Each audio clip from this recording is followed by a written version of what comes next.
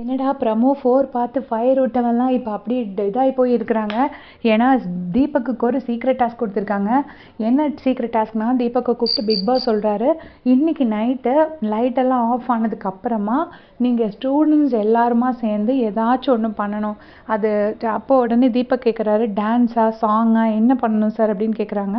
உடனே நீங்கள் என்ன வேணால் பண்ணலாம், ஆனால் வந்துட்டு ஏதாச்சும் ஒன்று பயங்கரமாக பெர்ஃபார்ம் பண்ணணும். மேனேஜ்மெண்ட்டுக்கு எகெயின்ஸ்டாக மேனேஜ்மெண்ட் வந்து அது தெரியக்கூடாது. இந்த சீக்ரெட் டாஸ்க்கை போய்ட்டு நீங்கள் வந்து ஸ்டூடெண்ட்ஸ் எல்லாருக்கிட்டையும் சொல்லிடலாம், கேர்ள்ஸ் பாய்ஸ் எல்லாருக்கிட்டையும் சொல்லிடலாம். பட் மேனேஜ்மெண்ட்டுக்கு இப்படி ஒரு சீக்ரெட் டாஸ்க் இருக்குது சுத்தமாக தெரியவே கூடாது அப்படின்னு சொல்லிட்டு சொல்கிறாரு.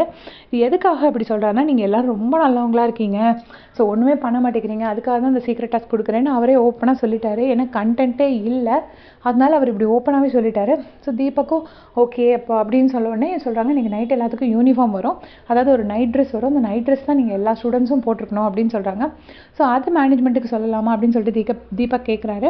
அது நீங்கள் தாராளமாக சொல்லிக்கலாம், பிரச்சனை கிடையாது அப்படின்னு சொல்லிட்டு பிக் பாஸும் சொல்கிறாரு. ஸோ தீபக் உடனே சொல்கிறாரு, இப்போ நான் வெளியே போயிட்டு அந்த நைட் ட்ரெஸ் கொடுக்க தான் என்ன கூப்பிட்டீங்கன்னு சொல்லிட்டுமா அப்படின்னு கேட்குறாரு.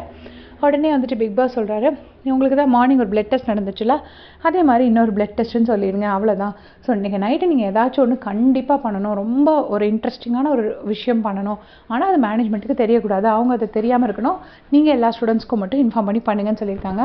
ஸோ இதை பார்த்து நிறைய பேர் ராணவுக்கு ஃபயர்லாம் விட்டு ராணவுக்கு பயங்கரமாக ஓட்ஸ்லாம் போட்டுட்ருக்காங்க.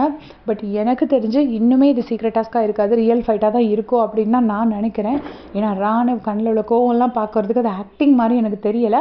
உண்மையிலேயே ஒரு பயங்கரமான சீக்ரெட் டாஸ்க்கும் தீபக் எக்ஸிக்யூட் பண்ணலாம், அட் த சேம் டைம் உண்மையான சண்டையும் வந்திருக்கலாம் தான் நான் நினைக்கிறேன். நீங்கள் என்ன நினைக்கிறீங்கன்னு மறக்காமல் கமெண்ட்ஸில் சொல்லுங்கள். தேங்க்ஸ் ஃபார் வாட்சிங்.